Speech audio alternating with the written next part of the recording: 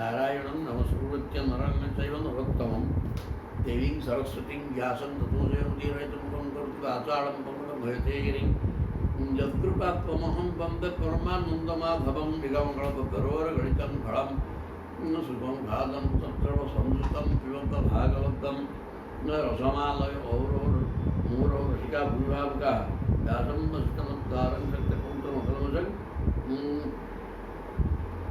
पराशरात्मजं वन्दे सुखतातं तपोनिधिं ओं व्यासाय विष्णुरूपाय व्यासरूपाय विष्णवे नमो वै ब्रह्मनिधये वासिष्ठाय नमो नमः ओं श्री परमात्मने नमः ओं नमो भगवते वासुदेवाय।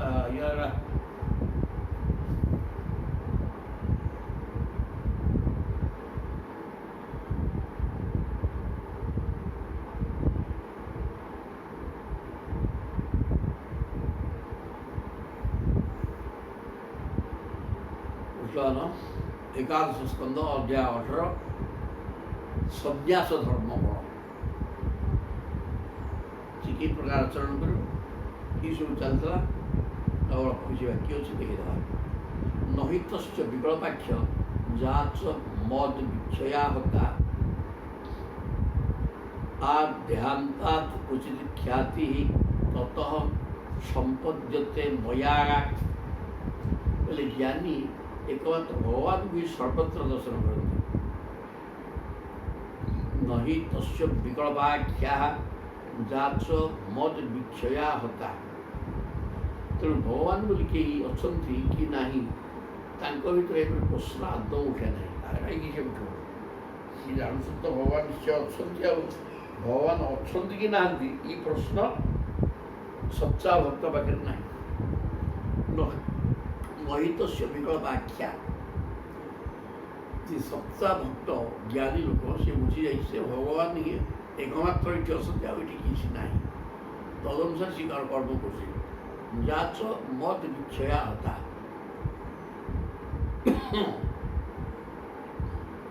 भर प्रश्न आदौ उठे देहत्याग करने पूर्व शारीरिक कष्ट हेतु जदिवा केते मन में भावना आसी जाए तथापि मृत्यु पर से मोठार ही लीन हो जाते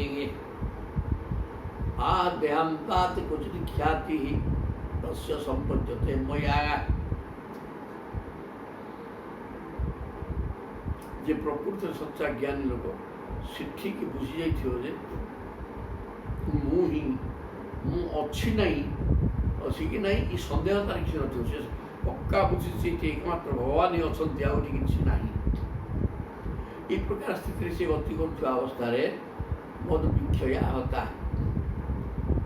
जदि कौन सी मृत्यु समय आसगला शारीरिक असुस्थता को नहीं मानसिक स्थिति चलीगला एवं सी मो चिंतन कौन प्रकार रहित होगा मत ध्यान कर पारानी ताहले आध्यांतात् क्वचित ख्याति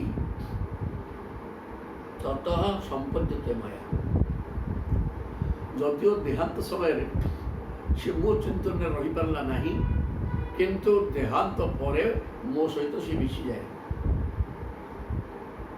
कहीं सदा सदा से चिंतन में थिला मृत्यु समय मृत्यु जंत्रणा कौन प्रकार मन पड़ानी तेणु किसी असुविधा हो ना सुंदर कथा प्रभु कहले यहाँ प्रकृत साधक गोटे सुंदर जिनस साधना कर ठीक ही बुझी भगवान ही केवल इच्छा जगत किसी ना अच्छा ना प्रभु ये पाठ ता पाखे ना विकल्प चिंता एवं मृत्यु समय उपस्थित होगापर मृत्यु जंत्रणा द्वारा मानसिक स्थिति एपटे कौन कर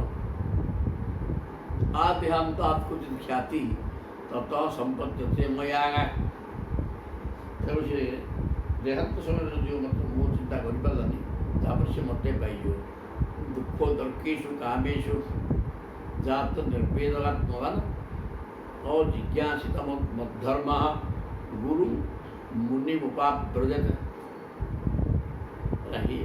भगवान कहते हे उद्धव जी दुख तर्केशु कामेशु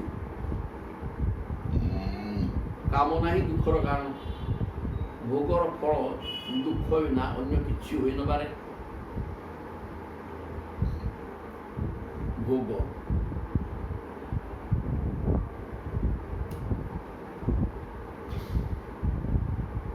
भोग लालसा रखिकी संसार को भोग कर भोग माति हम भोग ही दुख केवल दिया किसी नहीं जात निर्वेद आत्मवान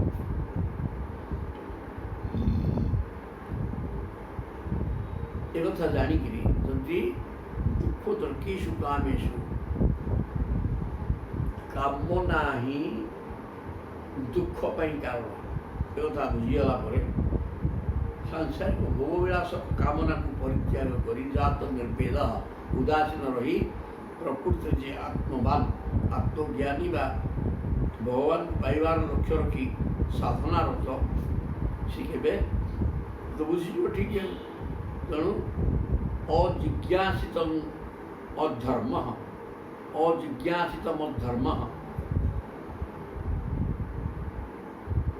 मत पाइबार साधना कौन ता जानी थे तेरे से भगवत चिंतन में तन्मय हो रही ब्रह्मचित्त सद्गुरु शरण ने आवश्यक अजिज्ञासित धर्म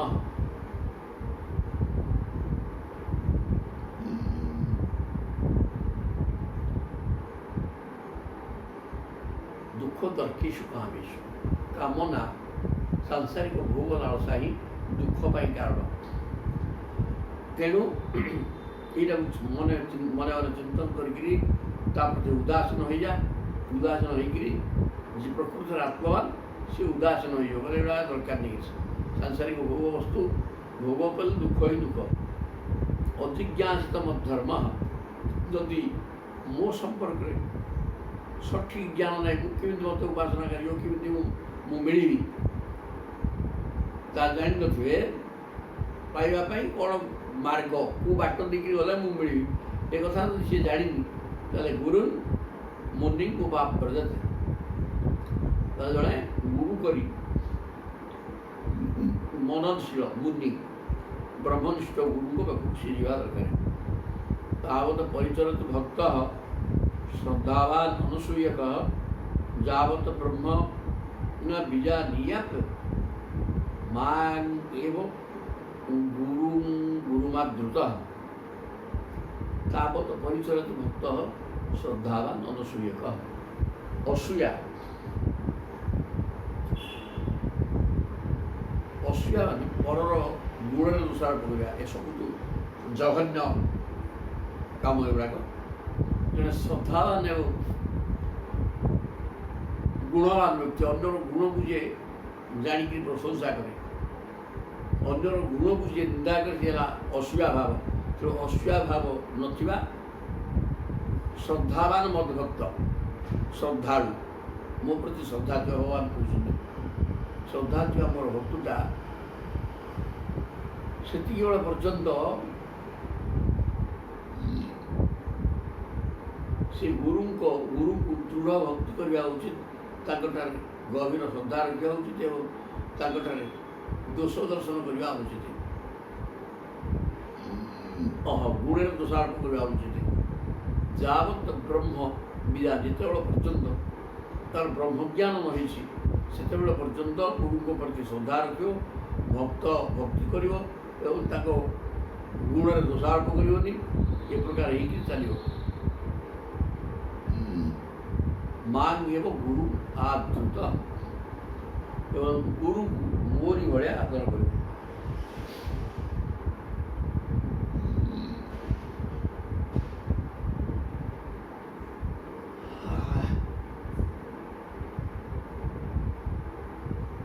गुरु रूप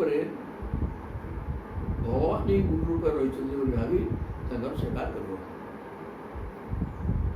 जस्तु जस्तु असंजत षड्वर्ग प्रचंडेन्द्रिय सारथी ज्ञान वैराग्य रहित त्रिदंड उपजीवती जो लोकटा असंजत षड्वर्ग কাম ক্রোধ লোভ মোহ মদ মাশ্চর্য এই ষড়বর্গକୁ যে জয় କରି ନାହିଁ প্রচণ্ডেন্দ্রিয় সারথী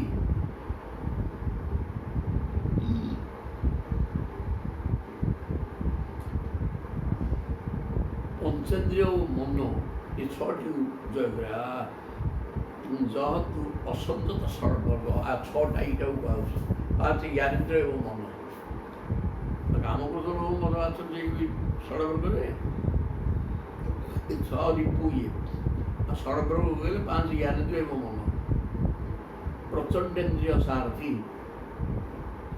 ଇଏ ଛଅଟାକୁ ଜୟ କରିବା ଦରକାର ଏ ଛଅଟା ଜୟ କରିପାରି ନାହିଁ ତାର ଇନ୍ଦ୍ରିୟ ରୂପୀ ଘୋଡ଼ା ମାନେ ବୁଦ୍ଧି ରୂପୀ ସାରଥୀ ବିଶୃଙ୍ଖଳିତ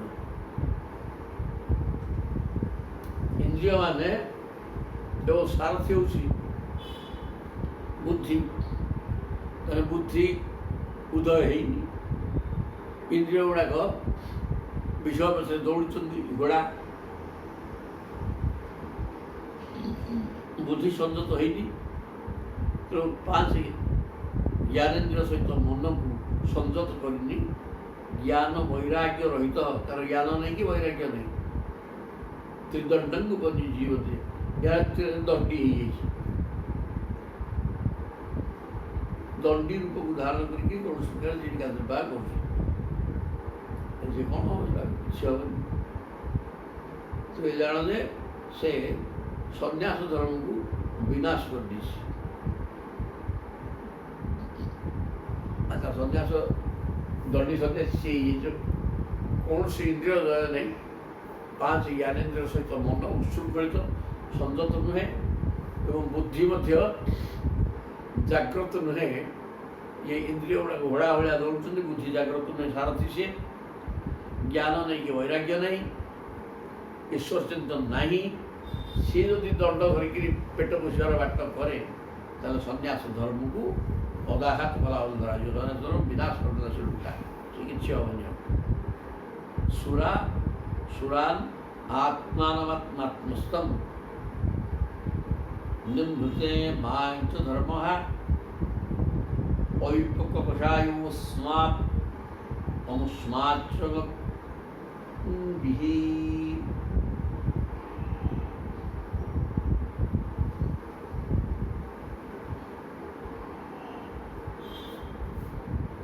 ବିହାୟତେ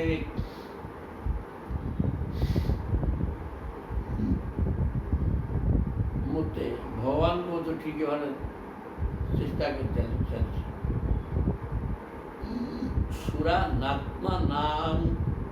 ସୁରାନ୍ ଆତ୍ମସ୍ଥଂ ଆତ୍ମାନଂ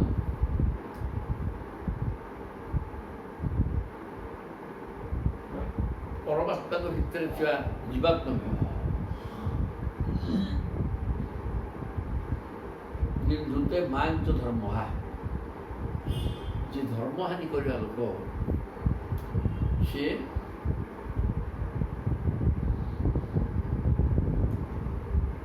ସନ୍ନ୍ୟାସରୁ ବୋଇଥା ଅଛି ଏବଂ ତା ସହିତ ନିଜ ହୃଦୟରେ ନିବାସ କରୁଥିବା ମୋତେ ମଧ୍ୟ ଠକିବାର ଚେଷ୍ଟା କରୁଛି ଆତ୍ମସ୍ଥଂ ଆତ୍ମାନଂ ପରମାତ୍ମା ସ୍ୱରୂପ ଆତ୍ମାଙ୍କୁ ମଧ୍ୟ ନିଜକୁ ନିଜେ ଠକୁଛି ଆତ୍ମାକୁ ଠକୁଛି ଆଉ ସେ ହେଲା ଧର୍ମହାନିକର ବ୍ୟକ୍ତି ଅବିପକ୍ୱ କଷାୟ ତାର କାମନା ବାସନା ପରିପୂର୍ଣ୍ଣ ହେଇକି ରହିଛି କୌଣସି ପ୍ରକାର ସଂଯତେନ୍ଦ୍ରିୟ ନୁହେଁ ଅସ୍ମାତ୍ ଅମୁଷ୍ମାଚ ବିହୀୟତେ ଭେକଧାରୀ ସନ୍ନ୍ୟାସର ବସନା ସବୁ ଏ ଯାଏଁ କ୍ଷୀଣ ବାସନା କ୍ଷୀଣ ହେଇଯାଇ ନାହିଁ ବୋଲି ଜାଣ ସେ ତାର ଇହଲୋକ ଓ ପରଲୋକ ଉଭୟର ସୁଖରୁ ବଞ୍ଚିତ ହୋଇଯାଏ କାରଣ ସେ ନିଜକୁ ନିଜେ ଠକିଲା ଇନ୍ଦ୍ରିୟ ସଂଯତ ନୁହେଁ ଭଗବାନଙ୍କୁ ଜ୍ଞାନ ନାହିଁ କି ବୈରାଗ୍ୟ ନାହିଁ, ମିଛରେ ପେଟ ବସିବା ବି ଗୋଟେ ଦଣ୍ଡ ଧରିକି ଦଣ୍ଡି ସନ୍ନ୍ୟାସୀ ହେଇଗଲା। ସନ୍ନ୍ୟାସର ଧର୍ମ ତା ପାଖରେ ଗୋଟିଏ ପଇସା କରି ନେଇଛି, ଗୋଟେ କିଛି ନାହିଁ। ଆସିକି କ'ଣ କଲା, ନିଜ ନିଜ ଠକିଲା। ଆଉ ଆତ୍ମସ୍ତଙ୍ଗାତ୍ମାନ, ପରମାତ୍ମାଙ୍କର ଅଂଶଭୂତ ଜୀବାତ୍ମା ଯେ ସେଇ ପରମାତ୍ମାଙ୍କ ଠାରେ ହିଁ ମିଶିବା ଦରକାର, ସେ କଥା ସିଏ କହିପାରିଲାନି କି ବୁଝୁନି କି କିଛି କହିବାର ପ୍ରଶ୍ନ ନାହିଁ। ତେଣୁ କେବଳ ଦେଖେଇ ହେଲା। ତେଣୁ ସେ ଧର୍ମରେ ହାନି କଲା ଏବଂ ଅଜିତେନ୍ଦ୍ରିୟ ସେ ଲୋକଟା ଅସ୍ମାତ୍ ଅନୁସ୍ମାଞ୍ଚ ବି ସିଏ ଉଭୟ ଲୋକରେ ତାର ଇହଲୋକ ବିନାଶ ହେଲା। ଯିଏ ଇହଲୋକରେ ଠିକ୍ ସାଧନା କରିନି, ଅସତ୍କର୍ମରେ ରହିଲା, ତା ପରଲୋକ ତାର ବି ନଷ୍ଟ ହେଲା। ଭିକ୍ଷୁ ଧର୍ମ ସମୂହ ହିଂସା ତପ ଇଚ୍ଛା ମନୌକଷଃ ଗୃହିଣଃ ଗୃହିଣୁ ଭୂତରକ୍ଷେଭ୍ୟଃ ରକ୍ଷେଜ୍ୟା ଦ୍ୱିଜ ସାଚାର୍ଯ୍ୟ ସେବନଂ।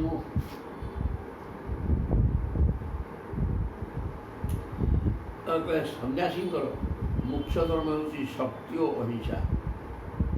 ଭିକ୍ଷୁ ଧର୍ମ ସମ ମାନେ ଶାନ୍ତ ଏବଂ ଅହିଂସା। ସମ ମାନେ ଇନ୍ଦ୍ରିୟ ମାନେ ଶାନ୍ତ ହଉ, ଇନ୍ଦ୍ରିୟମାନଙ୍କୁ ସଂଯତ କରି ଶାନ୍ତ ଅବସ୍ଥାରେ ରହିବା ଏବଂ ହିଂସା ନ କରିବା, ତପସ୍ୟା କରିବା। ଇଚ୍ଛା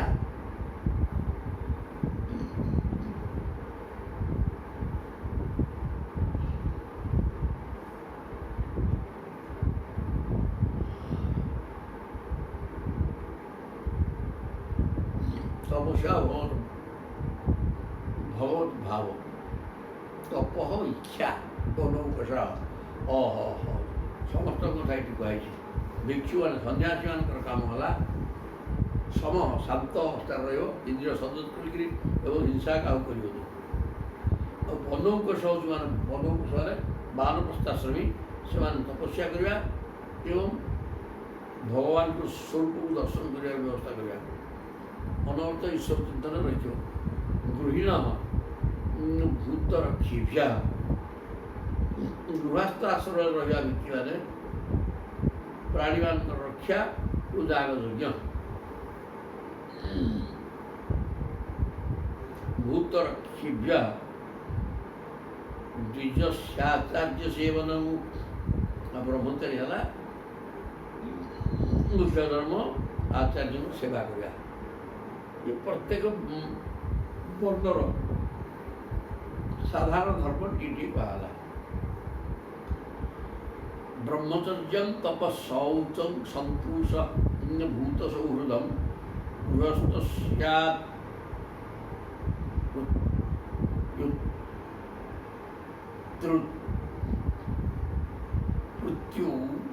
ऋतौ गन्तुः सर्वेषां मदुपासनं गृहस्थस्य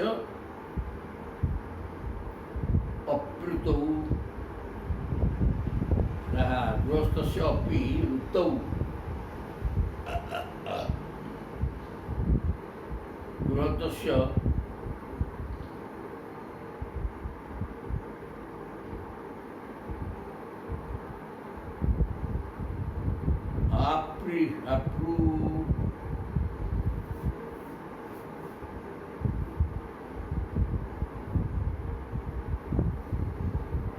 गन्तुः सर्वेषां मदुपासनं।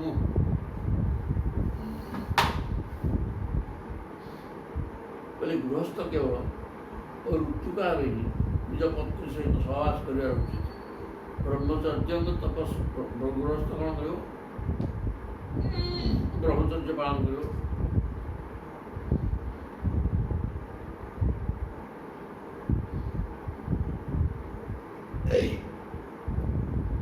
तपस्या कर पवित्रता रख शरीर सतोष जी खुशी रहा समस्त भूत मान सुहृदभाव रख गृहस्थ आप्युत गंतु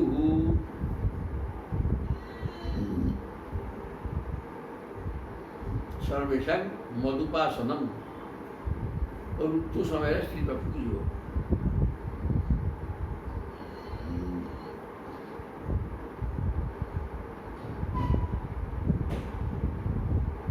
ମୋ ଉପାସନା ସମସ୍ତେ କରିବା ଆବଶ୍ୟକ। ମତ ଉପାସନମ ଖାଲି ସବୁ ଧର୍ମର ବ୍ୟକ୍ତି ପ୍ରଭୁଙ୍କର ତ ଉପାସନା କରିବେ। ଏଇଟା ସାଧାରଣ ଧର୍ମ, ଏଇଟା ସମସ୍ତଙ୍କ ପାଇଁ ସାଧାରଣ ଧର୍ମ।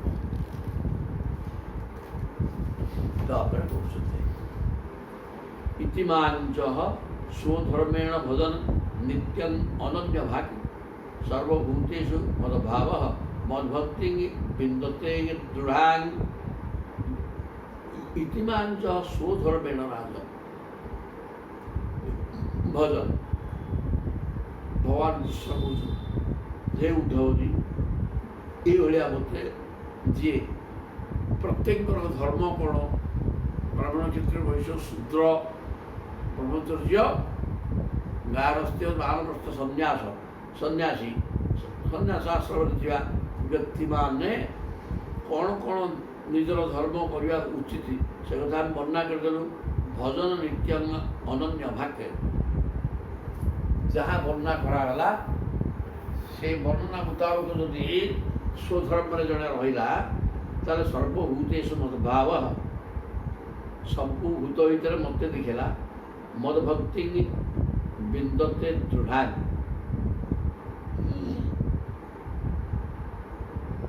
ଏବଂ ମୋତେ ଭକ୍ତି କଲା, ଦୃଢ଼ ଭକ୍ତି କଲା। ତାଙ୍କର ମୋ ଠାରେ ଅବିଚଳା ଭକ୍ତି ହୋଇଯାଏ। ତେଣୁ ଯିଏ ସୁଧର୍ମରେ ରତ ରହିଲା ଏବଂ ଅନ୍ୟ ସ୍ୱଧର୍ମ ବ୍ୟତୀତ ଅନ୍ୟ କୌଣସି ଆଚରଣ ତାର ନାହିଁ, ସବୁ ଭୂତ ଭିତରେ ମୋତେ ଦେଖିଲା ବାସୁଦେବ ସର୍ବମ୍, ତାହେଲେ ତାର ମଦ୍ଭକ୍ତି ବିନ୍ଦତେ, ତାହେଲେ ତାର ମନ ମୋ ଭକ୍ତି ଭାବରେ ବଳେ ମଜିଯିବ, ସେ ମୋ ଭକ୍ତି ପାଇଯିବ। ଭକ୍ତିଆ ଉଦ୍ଧବାଗା ନ ପାଇନ୍ୟା ସର୍ବଲୋକ ମହେଶ୍ୱରಂ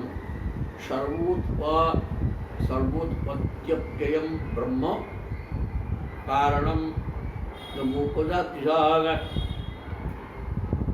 କହିଲେ ହେ ଉଦ୍ଧବଜୀ, ମୁଁ ହେଉଛି ସକଳ ଲୋକର ଏକମାତ୍ର ସ୍ୱାମୀ।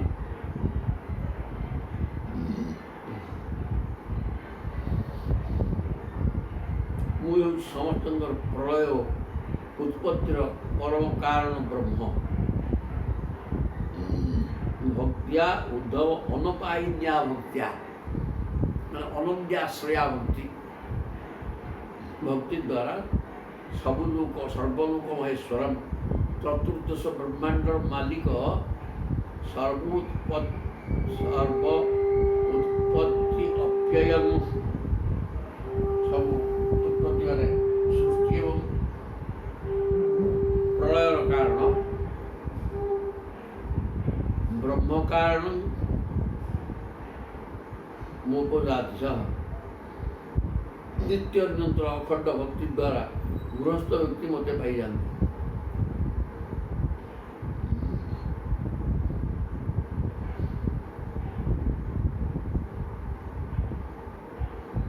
କହୁଛନ୍ତି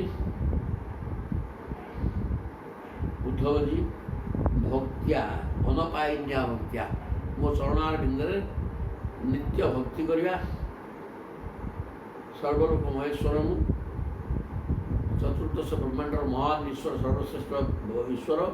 ତେଣୁ ମୋ ଚରଣାର ବିନ୍ଦରେ ଯଦି ନିଷ୍କପଟ ଭାବରେ ଭକ୍ତି କରାଗଲା ସମସ୍ତ ଜଗତର ସୃଷ୍ଟି ଏବଂ ବିନାଶର କାରଣ ମୁଁ ହେଉଛି ବ୍ରହ୍ମ କାରଣ ମୋ ପ୍ରଜାତି ସହ। এই প্রকার মধ্যে বুঝিকি অখণ্ড ভক্তি দ্বারা গৃহস্থ ভক্তি মতে পাইব। ইতি স্বধর্ম নির্লিপ্ত সত্ত্ব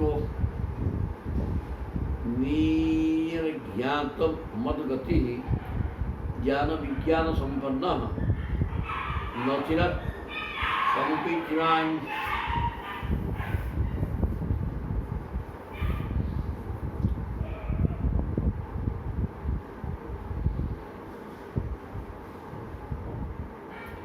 स्वधर्म निर्णित सत्व स्वधर्म रत होकर कार्य कर व्यक्तिटा निर्ज्ञात मत गति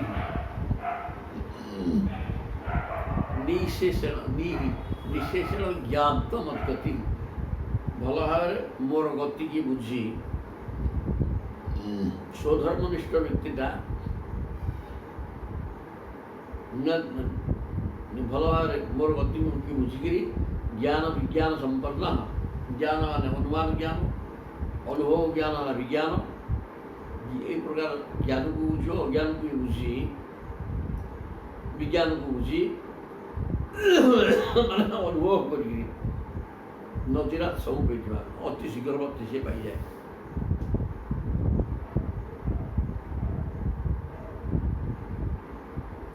स्वधर्म जदि स्वधर्मात् निधनश्रेय परधर्मो भयावह गीता कही स्वधर्म चल स्वधर्म चलने भगवान बड़े मिलजे भगवान को भल भाव चिन्ह ज्ञान विज्ञान को आयत्त कर अति शीघ्र मत पाइयो वर्णाश्रम मदान धर्म एष आचार लक्षण स एवं मद्भक्तियुक्त निस्त्रीयस कर वर्ण एवं आश्रम व्यक्ति मानकर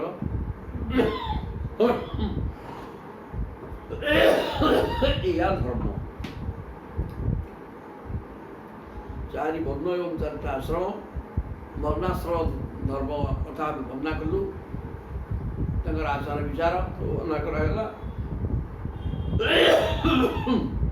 तेणु ये ठीक आचार विचार करके वर्णाश्रम रही व्यक्ति मद्भक्ति युक्त मो भक्ति युक्त होगले निश्रेयस कर तार कल्याण हम ही हम भक्ति मत संपन्न हो जाते से अनायास मत पाई जाते वर्ण धर्म आश्रम धर्म को पालन करी मद्भक्ति युक्त होगी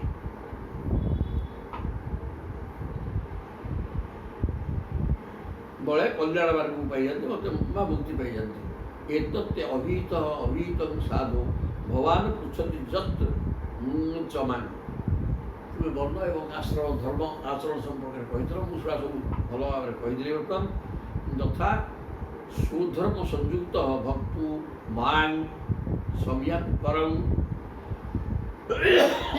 स्वधर्म रही भक्तुटा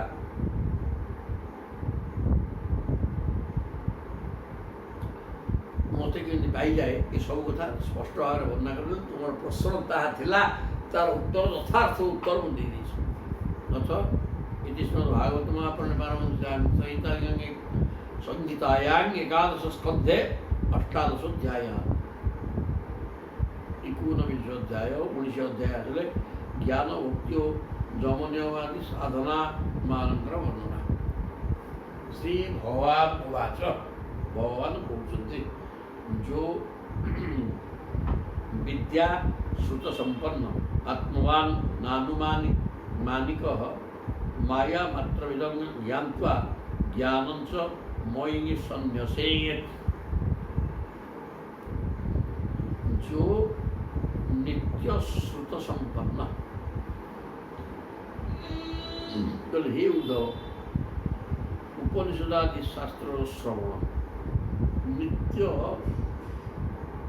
नित्य आश्रुत संपन्न प्रतिदिन शुणी श्रवणटा नवधा भक्तिर 1 नंबर अच्छी तेणु शुणा कौन गीता भागवत उपनिषद इत्यादि ग्रंथ को सबुदिन जी शुणे संपन्न सी आत्मवान मुझे गोटे मु आत्मा एवं मोर स्वरूप सचिदानंद ये प्रकार भल कि बुझीगलानी नानुमानिक एवं अनुमान ज्ञान नुह तार अनुभव ज्ञान आसीगलानी माया मात्र विदं ज्ञात्वा ये समस्त जगतटा माइक एवं नाही एक बुझी सारे ज्ञानं च मयि सन्न्यसेत्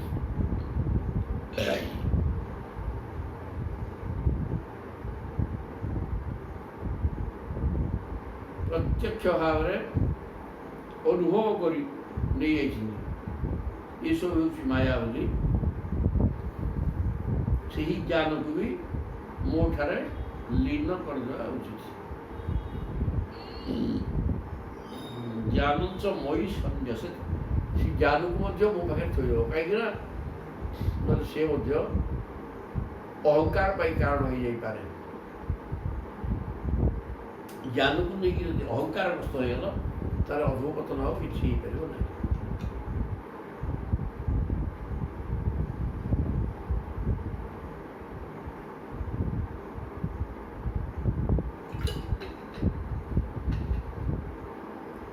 ତାହେଲେ ଯିଏ ପ୍ରତିନିତ୍ୟ ଗୀତା ଭାଗବତ ଉପନିଷଦ ଇତ୍ୟାଦି ଗ୍ରନ୍ଥକୁ ଶୁଣୁଛି, ଯାହାର ଆତ୍ମଜ୍ଞାନ ଅଛି, ଅର୍ଥାତ୍ ମୁଁ ଗୋଟିଏ ଆତ୍ମା ସଚ୍ଚିଦାନନ୍ଦମୟ, ଆତ୍ମା ହିଁ ଜୀବାତ୍ମା ହିଁ ସଚ୍ଚିଦାନନ୍ଦଙ୍କର ଅଂଶ। ତେଣୁ ମୁଁ ତାଙ୍କୁ ହିଁ ପାଇବା ମୋତେ ଦରକାର। ଆଉ ତା'ର ଅନୁମାନ ଜ୍ଞାନ ନୁହଁ, ଅନୁଭବ ଜ୍ଞାନ ହେଇଗଲାଣି। ସେ ଅନୁଭବ କଲାଣି ଯେ ଏ ଜଗତଟା କେବଳ ମାୟା ଦ୍ୱାରା ରଚିତ, ଏଥିରେ କିଛି ନାହିଁ। ଏ କଥା ଯିଏ ଭଲ ଭାବରେ ଜାଣିସାରିଛି, ସେ ଜ୍ଞାନକୁ ମୋ ପାଖରେ ସମର୍ପଣ କରିଦେଉ, ମୁକ୍ତି ହେଇଯିବ। ଜ୍ଞାନୀ ନହଂ ତୋହମେବେଷ୍ଟ ସ୍ୱାର୍ଥ ହେତୁଶ୍ଚ ସଂଗତଃ ସ୍ୱର୍ଗ ଚୈବାପବର୍ଗଶ୍ଚ ନାନ୍ୟ ଅର୍ଥ ମଧୃତେ ପ୍ରିୟ।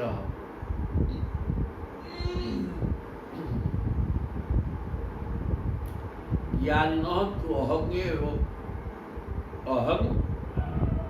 ଏବେଷ୍ଟ, ସେ ପ୍ରକୃତରେ ସତ୍ତା ଜ୍ଞାନୀ, ତାର ପ୍ରକୃତ ଇଷ୍ଟ ଦେବତା ମୁଁ। ଯେ ସଚ୍ଚା ଜ୍ଞାନ ଯାହାର ଅଛି, ତାର ଇଷ୍ଟ ଦେବତା ମୁଁ, ସେ ଆଉ କାହାକୁ ଚିନ୍ତା କରିବ। ସ୍ୱାର୍ଥ ହେତୁଶ୍ଚ ସମ୍ମତ, ସାଧନା ସାଧ୍ୟ ସ୍ୱର୍ଗ ଓ ଅପବର୍ଗ, ସେମାନେ ମୋ ଭିନ୍ନ ଅନ୍ୟ କୌଣସି ପଦାର୍ଥରେ ପ୍ରେମ ରଖନ୍ତି ନାହିଁ। ତାଙ୍କର ଅନ୍ୟ କୌଣସି ସ୍ୱାର୍ଥ ଆଉ କେଉଁଠି ନାହିଁ, କେବଳ ମୋ ସମ୍ପର୍କରେ ଚିନ୍ତନ କରିବା ସେ ବୁଝି ସାରିଲେଣି। ଜ୍ଞାନ ଦ୍ୱାରା ସେ ଜାଣିଛନ୍ତି ଯେ ମୁଁ ହେଉଛି ଏକମାତ୍ର ଇଷ୍ଟ, ଜ୍ଞାନୀ ଲୋକର। ସ୍ୱର୍ଗ ଚୈବା ଅପବର୍ଗଶ୍ଚ, ତେଣୁ ସ୍ୱର୍ଗ ଏବଂ ଅପବର୍ଗ ମୁକ୍ତି ଏ ଦୁଇଟା ଦରକାର। ନାନ୍ୟ ଅର୍ଥ ମଦୃତେ ପ୍ରିୟ, ଅନ୍ୟ ମୋ ରୂପେ ମୋ ବିନା ତାଙ୍କର ଆଉ କୌଣସି ପ୍ରିୟ ବସ୍ତୁ ନାହିଁ। ଏ ପ୍ରକାର ଲୋକ ଜ୍ଞାନ ବିଜ୍ଞାନ ସଂସିଦ୍ଧା ପଦଂ ଶ୍ରେଷ୍ଠଂ ବିଦୁର୍ ମମ, ଜ୍ଞାନ ପ୍ରିୟତମ ତୁମେ ଜ୍ଞାନେନା ସବୁ ବିଭର୍ତ୍ତିମାଂ। ଜ୍ଞାନ ବିଜ୍ଞାନ ସଂସିଦ୍ଧା, ଜ୍ଞାନ ମାନେ ଅନୁମାନ ଜ୍ଞାନ, ବିଜ୍ଞାନ ହେଲା ଅନୁଭବ ଜ୍ଞାନ। ଏ ଅନୁଭବ ଜ୍ଞାନ ଦ୍ୱାରା ଯିଏ ଅନୁଭବ କରିଦେଲା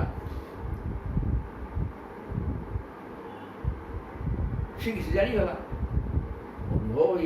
ଅନୁଭବଟା ଠିକ୍ ଜିନିଷଟା, ତାର ଜ୍ଞାନ ବିଜ୍ଞାନ ସଂସିଦ୍ଧା, ସମ୍ୟକ ସିଦ୍ଧା। ବିଜ୍ଞାନ ଅନୁମାନ ଜ୍ଞାନ, ଅନୁଭବ ଜ୍ଞାନ ଯାହାର ହେଇଗଲା, ଅନୁମାନ ଜ୍ଞାନ କିଛି ହେବନି, ଅନୁଭବ ଜ୍ଞାନ ହେଇଗଲା ପରେ ତାର କାର୍ଯ୍ୟସିଦ୍ଧି ହେଇଯିବ। ପଦଂ ଶ୍ରେଷ୍ଠଂ ବିଦୁର୍ ମମ, ସିଏ ବୁଝିଯିବ ଯେ ଏଠି ଭଗବାନଙ୍କର କଲ୍ୟାଣମୟ ପଦ ପ୍ରାପ୍ତି ବ୍ୟତୀତ ଆଉ ଏଠି କିଛି ଆବଶ୍ୟକ ନାହିଁ। ସଂସାରଟା ନାହିଁ, ମିଛ ବେକାର ଜିନିଷ, ଅନିତ୍ୟ ବସ୍ତୁ, ୟା ଭିତରେ ଆଦୌ ସୁଖ ନାହିଁ। ତେଣୁ ଇଏ ତ୍ୟାଜ୍ୟ। ଭଗବାନଙ୍କ ଚରଣାରବିନ୍ଦ ପଦଂ ଶ୍ରେଷ୍ଠଂ ବିଦୁଃ, ମମ ପଦଂ ଶ୍ରେଷ୍ଠଂ ବିଦୁଃ, ସେ ଲୋକଟା କେବଳ ମୋ ଚରଣାରବିନ୍ଦଟାକୁ ସର୍ବଶ୍ରେଷ୍ଠ ବୋଲି ଜାଣିନେବ।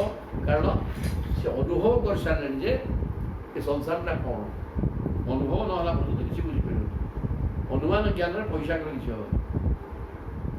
ଅନୁଭବ ଜ୍ଞାନ ହେଇଗଲା ପରେ ସେ ଜ୍ଞାନୀ ମୋ ବ୍ୟତୀତ, ମୋ ଚରଣାରବିନ୍ଦ ପବିତ୍ର ପାଦପଦ୍ମ ବ୍ୟତୀତ ସେ ଅନ୍ୟ କୌଣସି ଜିନିଷ ପ୍ରତି ତାର ସ୍ପୃହା ରଖିବ ନାହିଁ।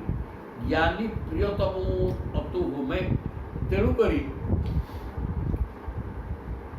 ଜ୍ଞାନୀର ପ୍ରିୟତମ ବସ୍ତୁ ଯେହେତୁ ମୁଁ, ମୋର ବି ପ୍ରିୟତମ ବସ୍ତୁ ସିଏ ହେଇଯାଏ। ଜ୍ଞାନିତ୍ୱାତ୍ମେ ଜ୍ଞାନିତ୍ୱ ଆତ୍ମା ମତମ୍ ଜ୍ଞାନିତ୍ୱାତ୍ମୈବ ଗୀତା ଅଛନ୍ତି ବୋଧେ ସେୟା କହୁଛନ୍ତି ଜ୍ଞାନୀ ପ୍ରିୟତମ ଅତଃ ମେ। ତେଣୁ ଜ୍ଞାନୀର ପ୍ରିୟତମ ଯେହେତୁ ତେଣୁ ଜ୍ଞାନୀ ଲୋକଟା ମଧ୍ୟ ଅତଃ ମେ ପ୍ରିୟତମ ମୋର ମଧ୍ୟ ସିଏ ପ୍ରିୟତମ ହେଇଯାଏ। ଜ୍ଞାନେ ନା ଅସୌ ବିଭର୍ତ୍ତିମାନ୍ କାହିଁକି ନା ସିଏ ନିଜର ଜ୍ଞାନ ବଳରେ ମୋତେ ଧରି ନେଇଯାଏ। ଆଥିରୁ ସେ ଜ୍ଞାନ ଦ୍ୱାରା ଯେତେବେଳେ ସଂସାର ତୁଚ୍ଛ ବୋଲି ଅନୁଭବ କରି ଅନୁମାନ ନୁହଁ ସଂସାରଟା କିଛି ନାହିଁ କେବଳ ଶତ୍ରୁ ସବୁ ବା ବେକାର ଜିନିଷ ସ୍ୱାର୍ଥ ପାଇଁ ସମସ୍ତେ ଧନ ନେଇକି ଉଡ଼େଇବେ ଏବଂ ଏଠି ଆଉ କିଛି ବିଲକୁଲ ନାହିଁ। ଏ କଥା ସମ୍ପୂର୍ଣ୍ଣ ଅନୁଭବ କରି ଭଗବାନ ଶରଣାରବିନ୍ଦ ବ୍ୟତୀତ ଆଉ ପ୍ରିୟତମ ପଦାର୍ଥ କିଛି ନାହିଁ କଥା ଯିଏ ସମ୍ପୂର୍ଣ୍ଣ ଅନୁଭବ କରିସାରିଲାଣି ସେ ଲୋକଟା ଯେହେତୁ ମୋତେ ପ୍ରିୟତମ ବୋଲି ଅନୁଭବ କରୁଛି ମୁଁ ମଧ୍ୟ ମୋର ବି ସେ ଅତ୍ୟନ୍ତ ପ୍ରିୟତମ ହେଇଯାଏ। ଜ୍ଞାନେ ନ ଅସୁବି ସେ ଜ୍ଞାନ ଦ୍ୱାରା ମୋତେ ଧରି ନେଇଯାଏ ଅସୁବିଧା କିଛି ହେବନି। ତପ ତୀର୍ଥମ ଜପ ଦାନମ ପବିତ୍ରାଣି ଇତରାଣି ଚ ନାଳଂ କୁର୍ବନ୍ତି ତାଂ ସିଦ୍ଧିଂ ଯା ଜ୍ଞାନ କଳୟା କୃତା। ଆରେ ବାପା ତୀର୍ଥ କରି ବୁଲୁଛୁ ଛି କିଛି ହେବନି। ତପସ୍ୟା କରୁଛୁ କ'ଣ ତପସ୍ୟା କରୁଛୁ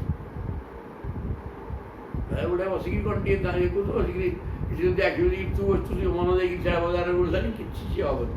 ସେ ତପସ୍ୟାର ଅର୍ଥ ନାହିଁ।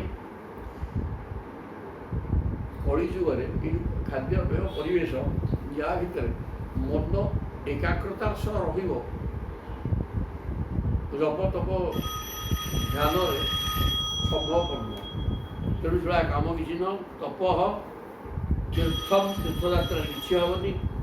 ଜପ କଲେ ଏକାଗ୍ରତା କାହିଁକି ଜପ କଲେ ହେବ କିନ୍ତୁ ଏକାଗ୍ରତା ନଥିଲେ ସିନା ଜପ ଦାନମ ଦାନ ଏସବୁ ଶ୍ରେଷ୍ଠ କର୍ମ ଭଗବାନଙ୍କୁ ପାଇବା ପାଇଁ। ପବିତ୍ରାଣି ଇତରାଣି ଆଉ ଯେଉଁ ଅନ୍ୟ ସବୁ ପବିତ୍ରତମ କର୍ମ ଯେଉଁଥିରେ ଭଗବାନ ପ୍ରୀତ ହେବେ ସେଗୁଡ଼ାକ ନାଳଂ କୁର୍ବନ୍ତି ତାଂ ସିଦ୍ଧିଂ ସେଥିରେ କିଛି କାର୍ଯ୍ୟ ସିଦ୍ଧି ହୁଏନି। ଯାହା ଜ୍ଞାନ କଳୟା କୃତା ଜ୍ଞାନ ଦ୍ୱାରା ଯାହା ସିଦ୍ଧି ହୁଏ ଅନ୍ତଃକରଣ ଶୁଦ୍ଧ ହୁଏ ବା ଭଗବାନଙ୍କୁ ପାଇବା ବ୍ୟବସ୍ଥା ହୋଇଯାଏ ଜ୍ଞାନ ମାଧ୍ୟମରେ। ଇଏ କୌଣସି କାମ ତା ତପସ୍ୟା ତୀର୍ଥ ପର୍ଯ୍ୟଟନ ଜପ ଦାନ ଏସବୁ ଦ୍ୱାରା କିଛି ହେଲେ ହେଇପାରିବ ନାହିଁ। ତସ୍ମାତ୍ ଜ୍ଞାନେନ ସହିତ ଜ୍ଞାତ୍ୱା ସ୍ୱାତ୍ମାନ ଉଦ୍ଧବ ଜ୍ଞାନ ବିଜ୍ଞାନ ସମ୍ପନ୍ନ ଭଗବାନ ଭକ୍ତିଭାବିତ। ହେ ଉଦ୍ଧବଜୀ ତୁମେ ଜ୍ଞାନେନ ସହିତ ଜ୍ଞାତ୍ୱା ଜ୍ଞାନ ସହିତ ଏକାକାର ହୋଇଯାଅ। ଜ୍ଞାନ ତ ମୁଁ ହେଲି ଜ୍ଞାନ ନା ସତ୍ୟ ଜ୍ଞାନ ଏବଂ ଆନନ୍ଦ ବ୍ରହ୍ମଜ୍ଞାନ ଯଦି ଅନୁଭବ ଘିନି ଆଣିଲ ତାର ଆନନ୍ଦ ଅନୁଭବ କର କୌଣସି ଅସୁବିଧା ହେବ ନାହିଁ। ତେଣୁ ହେ ଉଦ୍ଧବଜୀ ଜ୍ଞାନ ସହିତ ଯୁକ୍ତ ହେଇଯା ସ୍ୱାତ୍ମାନ ଉଦ୍ଧବ ଜ୍ଞାତ୍ୱା ତସ୍ମାତ୍ ଜ୍ଞାନେନ ସହିତ ସ୍ୱାତ୍ମାନ ଜ୍ଞାତ୍ୱା ଜ୍ଞାନ ସହିତ ଆତ୍ମାଙ୍କୁ ଜାଣ। ଜ୍ଞାନ ରହିତ ହୋଇକି ନୁହଁ ମୁଁ ହିଁ ସତ୍ୟ ଜ୍ଞାନ ଏବଂ ଆନନ୍ଦ ଏଇ କଥାକୁ ବୁଝ। ଜ୍ଞାନ ବିଜ୍ଞାନ ଜ୍ଞାନ ଏବଂ ବିଶେଷ ଜ୍ଞାନ ମାନେ ଅନୁଭବ ଜ୍ଞାନକୁ ଯୁକ୍ତ ହୋଇକରି ମୋତେ ଭକ୍ତି ଭାବରେ ଭଜନ କର ମୁଁ ବଳେ ମିଳିଯିବି। ଜ୍ଞାନ ବିଜ୍ଞାନ ଯଜ୍ଞେନ ମାଂ ଈଶ୍ୱା ଆତ୍ମାନ ଆତ୍ମନି ସର୍ବଯଜ୍ଞପତି ମାଂ ବୈ ସଂସିଦ୍ଧେଙ୍ଗି ମୁନୟୁ ଅଗମନ। ତେଣୁ ଜ୍ଞାନ ବିଜ୍ଞାନ ଯଜ୍ଞେନ ଜ୍ଞାନ ଏବଂ ବିଜ୍ଞାନ ଯଜ୍ଞ ବିଶେଷ ଜ୍ଞାନ ମାନେ ଅନୁଭବ ଜ୍ଞାନ ଯୁକ୍ତ ହେଇକରି ମୋତେ ଯଦି ଯଜ୍ଞ କରାଯାଏ ଆତ୍ମାନ ଆତ୍ମନି ଆତ୍ମାକୁ ଆତ୍ମା ଭିତରେ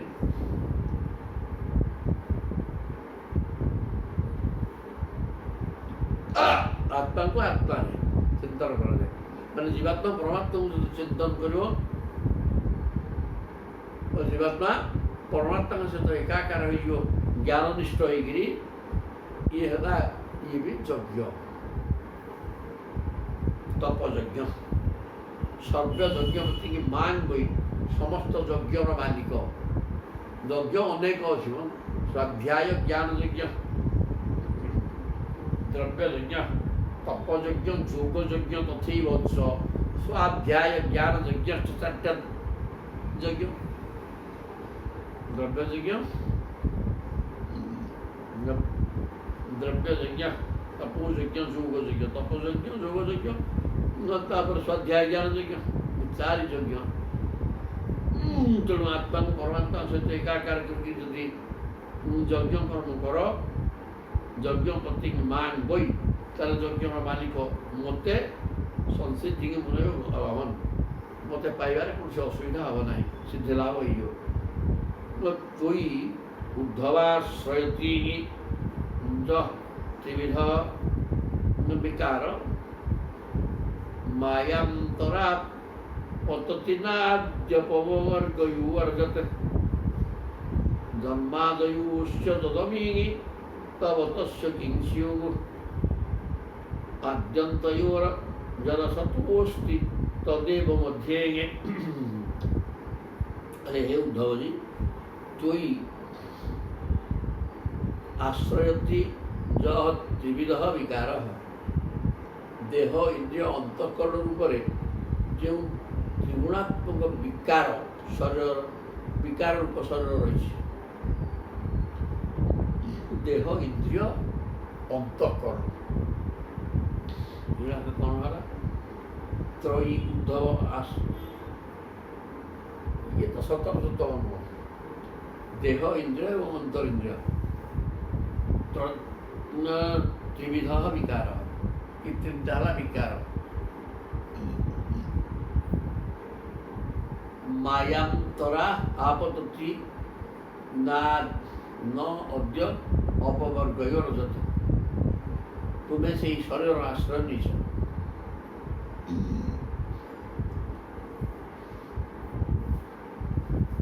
कहले देह इंद्रिय एवं अंतःकरण ये तीन विकार रूप शरीर गोटे शरीर इंद्रिय गुड़ाक अच्छी अंतःकरण मन बुद्धि चित्त अहंकार ये तो अच्छे या नहीं शरीर हो सब विकार युक्त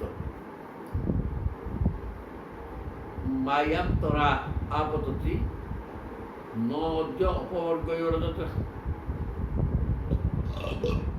अज्ञान हेतु तथा निजर स्वरूप माया द्वारा आवृत हो ये शरीर सत्ता अच्छी बोली बोध हो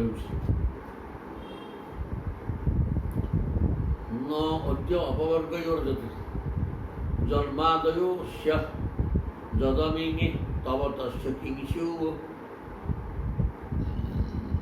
माया द्वारा आवृत हो ये शरीर सत्ता अच्छी बोली बोध हो या जन्म पूर्व नथिला कि मृत्यु पर रहिबो ना केवल जन्म और मृत्युर मध्यवर्ती काल या देखा या ना नहीं ना हो ताले जन्मादयस्य जदवि तव तस्य किंस्युः आद्यन्तयोर जत् असतोस्ति तदेव मध्ये जी आगुरु नथिला परे रहिबनी ई शरीरटा आम नित्य बोली चिंता करते कहीं माया द्वारा किंतु जी आगुर नथिला निर्दिष्ट डेट्रे आम जन्म होइछे नहीं से आविर्भाव है दिने चली समस्ते गले आम जीवार क्षय मझीरे आगुर नथिला परे नाही जी नाही से मझीरे भी नाही रे हाँ हम कि आगुर नथिला परे भी रहिबनी मझीरे भी नाही शरीर मझीरे भी नाही रे आद्यन्तयोर असतः जी आदि नथिला कि रही सी मध्य नहीं तो नाही ता स्थितिटा नाही रे तीनटा जिनस ये शरीर इंद्रिय अंतरिंद्रिय मान ମନୋବୁଦ୍ଧିଜିତ ଅହଙ୍କାର ଏସବୁକୁ ନେଇକରି ବିକାରଗ୍ରସ୍ତ ଏଗୁଡ଼ାକ ୟାକୁ ନେଇକରି ଶରୀର ତିଆରି ହେଇଛି ଏବଂ ଚାଲିଛି। ଅଜ୍ଞାନ ହେତୁ ଆମେ ଏ ଶରୀର ସ୍ଥିତିକି ମାନି ନେଉଛେ, ଅବିଦ୍ୟା ବା ଅଜ୍ଞାନ। କିନ୍ତୁ ପ୍ରକୃତ ସ୍ଥିତି ଆମେ ଲକ୍ଷ୍ୟ କଲେ ବୁଝି ହେବ ଯେ ଇଏ ପୂର୍ବରୁ ନଥିଲା, ପରେ ରହୁନି। ତେଣୁ ଯଦି ମଝିରେ ଯଦି କିଛି ଦିନ ଇଏ ରହିଲା, ସେ ବି ନାହିଁ। ନାହିଁ କହିଲେ କ'ଣ? ଏ ଶରୀରଟା ଅଛି ନା ଅଛି, ଶରୀର ସତ୍ତା କିଛି ଅଛି, କିନ୍ତୁ ସେ ନାହିଁ। ନାହିଁ କୋଉ ଦୃଷ୍ଟିରୁ ନା ପ୍ରତି ମୁହୂର୍ତ୍ତରେ ଯିଏ ବଦଳୁଛି ସିଏ ଅଛି। କ'ଣ ଅଛି କହିଲେ ଥିଲା, ରହିଛି, ରହିବ, ଗୋଟେ ନିର୍ଦ୍ଦିଷ୍ଟ ସ୍ଥିତିରେ ରହିବ, ତା ନାଁ ଅଛି। ଯିଏ ଆଦୌ ଯିଏ ଅନବରତ ଏମିତି ଗତିଶୀଳ, ଆଉ ସେ କୋଉଠି ଅଛି? କ'ଣ ସେ ଅଛି? କ'ଣ ୱାଟର ଫ୍ଲୋ, ସେ ତ ଗତିଶୀଳ ଆଉ ଅଛି କ'ଣ? ଆଉ ଯିଏ ଗତିଶୀଳ ସେ ତେଣୁ ନାହିଁ, ସେ ତ ପରିବର୍ତ୍ତନ ହେଇ ଚାଲିଛି। ଅନବରତ ପରିବର୍ତ୍ତନ କେମିତି? ନା ଆରେ ତୁ ଏଠି ବସିଛୁ, ଏଠି ଘଣ୍ଟେ ବସି ସାରିଲୁଣି, ପରିବର୍ତ୍ତନ ହେଇଗଲାଣି। ସବୁ ମୁହୂର୍ତ୍ତରେ ତ ପରିବର୍ତ୍ତନ ମିନିଟ୍ ଗଲେ ଅନବରତ ଚାଲିଛି। ଇଏ ବି ଅନବରତ ଗତିଶୀଳ, ମାନେ ପରିବର୍ତ୍ତନ ହେଇ ଚାଲିଛି। ଆଉ ତାହେଲେ ବର୍ତ୍ତମାନ ସ୍ଥିତି ୟାର କ'ଣ? ନା କିଛି ନାହିଁ। ବର୍ତ୍ତମାନ ତ ୟାର ନାହିଁ, ଆଉ ଅନବରତ ତ ଟିକି ଆଉ। ତେଣୁ ଇଏ ନାହିଁ ରେ ପୁଅ, ଆଗରୁ ନାହିଁ, ପରେ ରହୁନି, ବର୍ତ୍ତମାନ ବି ଥାଇକିରି ନାହିଁ। ଏଇ ତ କଥା ଆଉ। କିନ୍ତୁ ଏଇଟା ମନର ମାୟା ଦ୍ୱାରା ମନ ଚିନ୍ତା କରୁଛି ଏଇ ଶରୀର ଅଛି ବୋଲି, ଯାହା ବନ୍ଧନ ପାଇଁ କାରଣ ହେଇଯାଉଛି। ଏଇଠି କିଛି ନାହିଁ। ଏ କଥା ଭଗବାନ ଉଦ୍ଧବଙ୍କୁ ବୁଝେଇ ଦେଲେ। ଉଦ୍ଧବ ସେଠୁ ବାଚ ଜ୍ଞାନମ୍ ବିଶୁଦ୍ଧମ୍ ବିପୁଳମ୍ ଯଥା ଏତତ୍ ବୈରାଗ୍ୟ ବିଜ୍ଞାନ ଯୁତମ୍ ପୁରାଣମ୍ ଆଖ୍ୟାହି ବିଶ୍ୱେଶ୍ୱର ବିଶ୍ୱମୂର୍ତ୍ତେ ତଦ୍ଭକ୍ତି ଯୋଗମ୍ ଚ ମହତ୍ ବିମୂର୍ତ୍ୟମ୍। ତେଣୁ ଆପଣ ଭକ୍ତି ଯୋଉଟା ମହଜ୍ଜନ ମାନେ, ମହାନ ବ୍ୟକ୍ତିମାନେ, ଜ୍ଞାନୀ ବ୍ୟକ୍ତିମାନେ ଯେଉଁ ଭକ୍ତି ଯୋଗକୁ ଖୋଜୁଛନ୍ତି ପାଇପାରୁନାହାନ୍ତି, ଭକ୍ତି ହେତୁ ଭଗବାନ ମିଳିଗଲେ। ତେଣୁ ସେ ଭକ୍ତି ଯୋଗ ସମ୍ପର୍କରେ ମୋତେ କହ। ଜ୍ଞାନମ୍ ବିଶୁଦ୍ଧମ୍ ବିପୁଳମ୍ ଯଥୈତତ୍ କହିଲେ ହେ ବିଶ୍ୱେଶ୍ୱର ବିଶ୍ୱମୂର୍ତ୍ତି।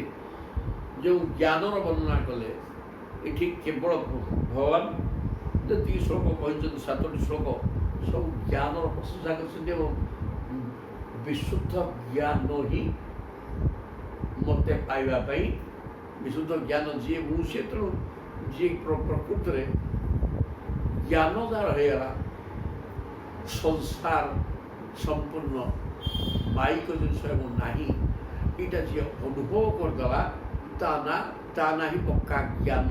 ଏବଂ ସେ ଜ୍ଞାନ ଯାହାର ହେଇଗଲା, ସେ ମୋତେ ପାଇଗଲା ବୋଲି ଜାଣିଲେ କୌଣସି ଅସୁବିଧା ନାହିଁ। ତ ଠିକ୍ଟାକୁ ବୁଝି ସାରିଲେଣି, ଅନୁଭବ କରିସାରିଲେଣି। ସେ ଅନୁଭବକୁ ନେଲା ପରେ ତାକୁ ସବୁ ସଂସାର ଖାଲି ପିତା ଲାଗିବନି, ପୂଜା ଭଲ ଲାଗିବନି। କେବଳ ଭଗବତ କଥା ହିଁ ଆନନ୍ଦ ଦେବ। ଏ ଜପ ତପ ତୀର୍ଥ ଦାନ କେଉଁଥିରେ କିଛି ବି ହେବନି। କେବଳ ଜ୍ଞାନ ଦ୍ୱାରା ସବୁ କିଛି ହେଇଯିବ। କାରଣ ଜ୍ଞାନ ଦ୍ୱାରା ମୁଁ ପ୍ରାପ୍ତ ହେଇଯିବି। ବାପା କଥା କହିଦେଇଛନ୍ତି। ସେଥିପାଇଁ ଇଏ କହୁଛନ୍ତି ଜ୍ଞାନମ୍ ବିଶୁଦ୍ଧମ୍ ବିପୁଳମ୍ ଯଥୈତତ୍। ଆପଣ ନିଜେ କହିଦେଲେ ଜ୍ଞାନ ଦ୍ୱାରା ମୁଁ ପ୍ରାପ୍ତ ହେଇଯିବି। ଏହା ହେଉଛି ବିଶୁଦ୍ଧ, ବିପୁଳ ଓ ସନାତନ ଜ୍ଞାନ, ନାଇଁ କି? ବୈରାଗ୍ୟ ବିଜ୍ଞାନ ଯୁକ୍ତମ୍ ପୁରାଣମ୍। ଏଥିରେ ବୈରାଗ୍ୟ ଅଛି, ବିଶେଷ ଜ୍ଞାନ ମାନେ ଅନୁଭବ ଜ୍ଞାନ। ଜ୍ଞାନଟା ଅନୁମାନ ଜ୍ଞାନରେ ବିଶେଷ ଫାଇଦା ନାହିଁ, ଅନୁଭବ କଲେ ଯାଇକି ହେବ। ବୈରାଗ୍ୟ ଏବଂ ଅନୁଭବ ଯୁକ୍ତମ୍ ପୁରାଣମ୍, ଏଇଟା ଅତ୍ୟନ୍ତ ପୁରାଣ, ଯାହା ବୈରାଗ୍ୟ ଓ ବିଜ୍ଞାନରେ ଯୁକ୍ତ। ବର୍ତ୍ତମାନ ଆପଣ କୃପା କରି ଆଖ୍ୟା ହି ବିଶ୍ୱେଶ୍ୱର ବିଶ୍ୱମୂର୍ତ୍ତେ, ହେ ବିଶ୍ୱେଶ୍ୱର, ହେ ବିଶ୍ୱମୂର୍ତ୍ତି, ତଦ୍ଭକ୍ତି ଯୋଗଂ ଗଚ୍ଛ ମହତ୍ ବିମୂର୍ତ୍ୟାଂ। ମହଜ୍ଜନ ମାନେ ଅନ୍ୱେଷଣ କରୁଥିବା ଆପଣଙ୍କର ଭକ୍ତି ଯୋଗ ମୋତେ ବର୍ଣ୍ଣନା କରି କହନ୍ତି। ବିଶୁଦ୍ଧ ଜ୍ଞାନ, ବିପୁଳ ସନାତନ ଏବଂ ବୈରାଗ୍ୟ ଯୁକ୍ତ ବିଜ୍ଞାନ, ବୈରାଗ୍ୟ ବିଜ୍ଞାନ, ବୈରାଗ୍ୟ ତ ସେ ବିଜ୍ଞାନ, ବିଶେଷ ଜ୍ଞାନ ସେ ବୈରାଗ୍ୟ ଯୁକ୍ତ ହୋଇଥିବା ବିଜ୍ଞାନକୁ ଆପଣ ବର୍ଣ୍ଣନା କରୁଛନ୍ତି ଜ୍ଞାନ ବିଜ୍ଞାନ ସବୁ ଅଧ୍ୟାୟର ପ୍ରଥମରୁ। କିନ୍ତୁ ବର୍ତ୍ତମାନ ଭକ୍ତି ଲକ୍ଷଣ କ'ଣ ମୋତେ କହ। ତାପତ୍ରୟେଣା ବିହତସ୍ୟ ଘୋରେ ସନ୍ତପ୍ୟମାନସ୍ୟ ଭବାଧ୍ୱନିଶଃ ପଶ୍ୟାମି ନାନ୍ୟତ୍ ଶରଣଂ ତବାଙ୍ଘ୍ରିଃ ଦ୍ୱନ୍ଦ୍ୱାତ୍ ପତ୍ରାତ୍ ଅମୃତାଃ ବିଭର୍ଷାଃ। କହିଲେ ତାପତ୍ରୟେଣ ଅବିହତସ୍ୟ ଘୋରେ, ତିନିଟା ତାପ, ଆଧ୍ୟାତ୍ମିକ ଆଜି ଦୈବିକ ଆଜି ଭୌତିକ ଏଇ ଯେଉଁ ତ୍ରିତାପ, ଏ ତ୍ରିତାପ ହେଲା ଭୟଙ୍କର ଜିନିଷ। ଇଏ କାହାକୁ ଛାଡ଼ିନି। ଭବସାଗରରେ ତ୍ରିତାପରେ ସମସ୍ତେ ତ୍ରିତାପରେ ଜଳି ପଡ଼ିକିରି ଦଗ୍ଧ ହେଉଛନ୍ତି। ସନ୍ତପ୍ୟମାନ ଭବାଧ୍ୱନି, ହେ ଈଶ, ଏ ଯେଉଁ ଭବ ସଂସାର ଅଧ୍ୱନି ମାନେ ମାର୍ଗ, ସଂସାର ମାର୍ଗରେ ଗତି କରି ଏଠି ପ୍ରତ୍ୟେକ ଜୀବ ଆଧ୍ୟାତ୍ମିକ ଆଜି ଦୈବିକ ଆଜି ଭୌତିକ ଏ ତ୍ରିତାପ ରୂପକ ଅଗ୍ନିରେ ସନ୍ତପ୍ତ ହେଉଛନ୍ତି, ଦଗ୍ଧ ହେଉଛନ୍ତି। ଏଥିରେ କୌଣସି ଅସୁବିଧା ନାହିଁ। ପଶ୍ୟାମି ନାନ୍ୟତ୍ ଶରଣଂ ତବାଙ୍ଘ୍ରିଃ। ତାହେଲେ ତ୍ରିତାପରେ ଦଗ୍ଧ ହେଉଥିବା ମଣିଷ ପାଇଁ ତାର ସେଥିରୁ ଉଦ୍ଧାର ପାଇଁ କିଛି ବାଟ ଅଛି କି ନା ଅଛି ନା କ'ଣ ସେଇଟା ନା ପଶ୍ୟାମି ନାନ୍ୟତ୍, ଆପଣଙ୍କର ଚରଣାରବିନ୍ଦରେ ଶରଣ ପଶିବା ବ୍ୟତୀତ ଅନ୍ୟ କୌଣସି ବାଟ ନାହିଁ। ଏକମାତ୍ର ବାଟ ହେଉଛି ତ୍ରିତାପରେ ଦଗ୍ଧୀଭୂତ ହେଉଥିବା ମଣିଷ ଉଦ୍ଧାର ପାଇବାର ଗୋଟିଏ ବାଟ ଆପଣଙ୍କୁ ଚରଣାରବିନ୍ଦକୁ ଆଶ୍ରୟ କରିଯିବା। ଦ୍ୱନ୍ଦ୍ୱାତ୍ ପତ୍ରାତ୍ ଅମୃତାଃ ବିଭର୍ଷାଃ। ଚରଣ ଯୁଗଳର ଅମୃତ ବର୍ଷା କରେ ଏବଂ ଶରଣାଗତକୁ ଅଭୟ ପ୍ରଦାନ କରେ। ଦ୍ୱନ୍ଦ୍ୱାତ୍ ପତ୍ରାତ୍, ଦ୍ୱନ୍ଦ୍ୱ, ସୁଖ ଦୁଃଖ, ଭଲ ମନ୍ଦ, ଜୟ ପରାଜୟ, ଏସବୁ ଦ୍ୱନ୍ଦ୍ୱାତୀତ ହେଉଛନ୍ତି ଆପଣଙ୍କ ପାଦାରବିନ୍ଦ। ଅମୃତ ଆଦି ବର୍ଷା ତେଣୁ ସେଥିରୁ ଅମୃତ ବୃଷ୍ଟି ହେଉଛି। ନ ମୃତ ଅମୃତ, ତା ମାନେ ମରିବନି କିଏ। ଏଇ ଯେଉଁ ଜ୍ଞାନଟା ଏ ଭାଗବତ କହିଛନ୍ତି କ'ଣ, ସେ ବୋପା ନୁହଁ, ସେ ମା ନୁହଁ, ସେ ବନ୍ଧୁ ନୁହଁ, ସେ ଦେବତା ନୁହଁ, ଯିଏ ନିଜ ପିଲାକୁ ମୃତ୍ୟୁରୁ ଉଦ୍ଧାର କରେ ନାହିଁ। ମୃତ୍ୟୁରୁ ଉଦ୍ଧାର କରେ ସମସ୍ତେ ଏଠି ମରିବେ, ରକ୍ଷା କରିଦେବ ମୃତ୍ୟୁରୁ, ନାହିଁ ସେ କଥା ନୁହଁ। କିନ୍ତୁ ତା ମାନେ ସମସ୍ତଙ୍କର ମୃତ୍ୟୁ ଭୟ ରହିଛି। ତେଣୁ ଏଠି ମୃତ୍ୟୁ ଶବ୍ଦ ନାହିଁ ସଂସାରରେ। ଏ କଥା ବୁଝେଇ ଦେବାକୁ ହବ। ମୃତ୍ୟୁ ଶବ୍ଦ ତାରି ପାଇଁ ଅଛି ଯିଏ ଶରୀରକୁ କହୁଛି ମୁଁ, ଯିଏ ଜୀବାତ୍ମା ତାର ମୃତ୍ୟୁ ନାହିଁ। ସେ ସଠିକ୍ ବୁଝିଯାଏ। ଏମିତି ବୁଝିଯାଉଛି ତା ନା ଜ୍ଞାନ, ତା ଦ୍ୱାରା ଜବରଦସ୍ତ ମୁକ୍ତି ହେବ। ଜୀବ କୁଆଡ଼େ ବାପା ସ୍ପଷ୍ଟ କହିଲେଣି। ସାଧକ ଆଶା ପରିପୂର୍ଣ୍ଣ ହେଇଗଲା ଆଜିର ଭଗବାନଙ୍କ ସାହାଯ୍ୟ ଶ୍ଲୋକରେ। ତ ଏଇଠି ପାଠ କହିଲେ କିଛି ସେଗୁଡ଼ାକ ନାହିଁ। ବର୍ତ୍ତମାନ ମୃତ୍ୟୁ ବୋଲେ ମୃତ୍ୟୁ ଭୟ। ଏଠି ମରୁଛି କିଏ? ଏ ପାଞ୍ଚ ଭୂତ ଯେଉଁ ଶରୀର, ଏଇଟା ତ ମଲାଟା, ସେ ମରିବ କ'ଣ? ଏଇଟା ମଲା ପରେ ପ୍ରତି ମୁହୂର୍ତ୍ତରେ ଯାଉଛି ମରିବା ପାଇଁ। ଏଇଟା ମଲାଟା ମରିବା ପାଇଁ ଯାଉଛି, ଆସୁଛି ଛାଡ଼ି ଦେଉଥିଲା। ୟା ଭିତରୁ ଜୀବାତ୍ମା ଚାଲିଲେ ସେ ମଲା, ଆଉ କ'ଣ? ଏଇଟା ମଲାଟା, ଏଇଟା ନାହିଁ। ଜଣେ ଏଇଠି ଅଛି, ସେ ଅଛି ୟା ଭିତରେ ଥିବା ହେତୁ ସେଟା ଅଛି, ନହେଲେ ନାହିଁ। ଗଲା, ଏଇଟା ଉଠିଗଲା, ଏଇଟା ନାହିଁ, ମଲା। ନା ମରିବ କ'ଣ? ଆଉ ଜୀବାତ୍ମା ଯିଏ ସୁଖ ଶରୀରରେ ଯିବେ, ସିଏ ମରିବାର ନାହିଁ। ସେ ତ ଏଇ ଶରୀରରୁ ଯିବା, ଆଉ ଶରୀରରେ ବସିବା, ମଲା କି ଏଠି। ତେଣୁ ମୃତ୍ୟୁ ଶବ୍ଦ ନାହିଁ। এইটাকে যদি সলখ বুঝিগল এবং ভগবানଙ୍କ এটা কি জ্ঞাନ ହେବ କେମିତି ନା ଭଗବାନଙ୍କ ଚରଣରେ କିନ୍ତୁ ଆଶ୍ରୟ କଲେ ଯାଇକି ହେବ, ନହେଲେ କିଛି ହେବାର ନାହିଁ। ତେଣୁ ତ୍ରିତାପ ରୂପକ ଅଗ୍ନିରେ ଦଗ୍ଧ ହେଉଥିବା ମଣିଷର एकमात्र बाट होला आपणकर शरणारविंदर शरणारविंदर शरण पशिवा जोटा जो शरण पशिवा लाभ कौन ना द्वंद्वातीत हो सुख दुख हानि लाभ भल मंद सब दूर पड़े एवं अमृत वर्षा हो पाद पद्म अमृत केवल मृत नुहे मरिया कथा भूलीज मरिया भूलिया ना दष्टम जनम सबद्धम ब्रेस्विन कालाहीना क्षुद्र सुखरूत सर सुखोरुतर्षम समृद्ध समुद्धर येनम कृपया अपवर्गी वचुभि आशिंच महानुभाव। हे भगवान हे महानुभाव महापुरुष दष्टम जनम सपतितम विलेसिन ये संसारटा गोटे अंधकार कूपर ये अंधारिया कूप भितर बर्तमान पशिची किए आम सब पड़ी छटपट हो संपतित भल भाव पड़ी कालाहीना क्षुद्र सुखोरुतर्षम इठी महाकाल सर्प खूब बोईक बसी अंधकार कूप वो भितर भयंकर साप मृत्यु भय बापा बापा तेणु ये मृत्यु भयटा क्या छाड़ी ना तेणु क्षुद्र सुख दर्शन यही प्रकार अवस्था आम रही अंधारिया कूओ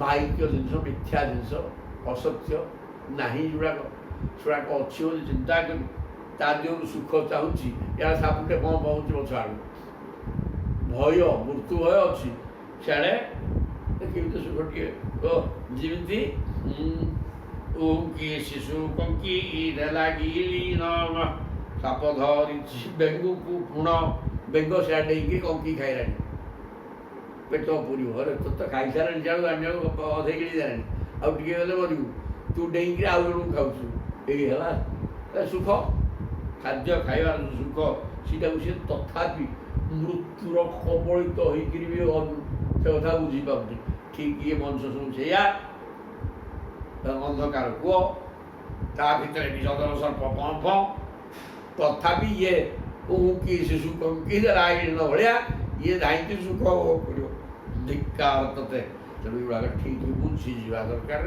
बुझिक टिके आचार बदल आचरण बदल भगवान जबरदस्त मिले कौन भूल नहीं तेणु समुद्धर ये नम कृपया अपवर्गी तेणु हे प्रभु ये भाया ये मूर्ख अबोध्य बुझीपार अबुझा लोक गुड़ा टे उद्धार कर सेवकर क्षुद्र विश्वास भोगर तृष्णा मेटू ना बरम बढ़ी चलती आपण कृपा करी सेवक को उद्धार करंतु कृपया न समुद्धर ये न अंधकार कूप ता भीतर मृत्यु भय ता भीतर सुख भोग कर लालसा प्रभु तथापि से सुख भोग करवा लालसार विनाश हो बुझुची समुद्र गुड़े कौन बुझुची तथापि सी हो प्रभु आप चाहिए उद्धार बाट तो गोटे आप चाहिए देखिए रह सी ज्ञान तक प्राप्त हेनी से गुड़े भड़भड़ कौथ कि सी कहवाटा अनुभव कर अनुमान ज्ञान केवल अनुभव करने अनुभव है सब सर अनुभव करदेटा ही सब मिलगा तापर गुणमाला किसी भगवान स्पष्ट आज कहीगले इमती डाकू था बापा बुढ़ा असुविधा किसी हे जदि मृत्यु समय आसगला दुख जंत्रणा भोगिकी मनटा डाकवा रहित होगा मरला मत पाइजे कारण तू जीवन आग डाकुचु तो ए मृत्यु जंत्रणा समय कौन टे एपिसोड होगा एथरे गोलमाला किसी हेनी स्पष्ट आज कहीदे तेणु गोलमाला किसी ना गले मचु भी आशिंच महानुभाव तेणु आपण बर्तमान ये मृत्यु लोक उद्धार कर बाट विपत्ति उद्धार कर बाणीर सुधाधारा द्वारा ये जो ଅନ୍ଧକାର କୂପ ଏବଂ ବିଷଧର ସର୍ପ ଏବଂ ସଂସାର ସୁଖ ଭୋଗ ଲାଳସା ୟାକୁ ଧରିକିରି ମନୁଷ୍ୟ ବୁଲିକିରି କେବଳ ପାଗଳ ହେଉଛି। ତେଣୁ ଆପଣ ଟିକେ ଅମୃତମୟ କଥା କହି ଏଗୁଡ଼ାକ ଏ ପ୍ରକାର ବୁଝେଇ ଦିଅନ୍ତୁ ଯେମିତି ମନଟା ୟା ଭିତରୁ ହଟିଯିବ, ସଂସାରରୁ ହଟିକିରି ଆପଣଙ୍କ ପାଖକୁ ଦୌଡ଼ିବ। ଏ କଥା ବୁଝାଇ ଦିଅନ୍ତୁ। ଉଦ୍ଧବ ସୁନ୍ଦର ଭାବରେ କହୁଛନ୍ତି ଭଗବାନଙ୍କୁ। ତାପରେ ଶ୍ରୀ ଭଗବାନ ଉବାଚ, ପ୍ରଭୁ କହିବେ କ'ଣ କହିଲେ? ଇଥମ୍ ଏତତ ପୁରା ରାଜା ବିଶ୍ୱଂ ଧର୍ମଭୂତାଙ୍ଗବରମ୍ ଅଜାତ ଶତ୍ରୁ ପପ୍ରଚ୍ଛ ସର୍ବେଷାଂ ନଃ ଅନୁଶୃଣ୍ଣତାଂ। ଭଗବାନ ଶ୍ରୀକୃଷ୍ଣ ଉଦ୍ଧବକୁ କହୁଛନ୍ତି, କହିଲେ ବାବା ଉଦ୍ଧବଜୀ এই প্রকার প্রশ্ন ପୂର୍ବରୁ ରାଜା ଭୀଷ୍ମ, ରାଜା କିଏ? ଧର୍ମରାଜ ଯୁଧିଷ୍ଠିର, ଭୀଷ୍ମ ଧର୍ମଭୂତାଙ୍ଗବରମ୍, ଧର୍ମ ସମସ୍ତ ଜ୍ଞାନର ମାଲିକ, ଧର୍ମ ଜ୍ଞାନ ଥିବା ଭୀଷ୍ମଙ୍କୁ ତାଙ୍କର ଅଜାତ ଶତ୍ରୁ ରାଜା ଯୁଧିଷ୍ଠିର ସର୍ବେଷାଂ ସମସ୍ତେ ବସିଛନ୍ତି ପାର୍ଶ୍ୱଦ ସଭାସଦ ବୃନ୍ଦ, ମୁଁ ବି ଅଛି ସେଠି। ନଃ ଅନୁଶୃଣ୍ଣତା, ମୁଁ ଶୁଣୁଥିଲି ମ କିଏ ଭଗବାନ କହୁଛନ୍ତି। ଯୁଧିଷ୍ଠିର ପିତାମହ ଭୀଷ୍ମକୁ ଠିକ୍ ଏହି ପ୍ରଶ୍ନ କରିଥିଲେ। ବର୍ତ୍ତମାନ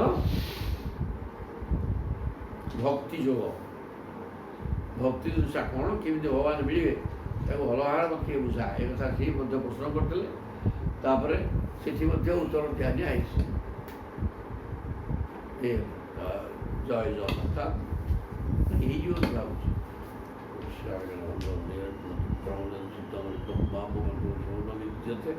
ହରି ଓମ୍।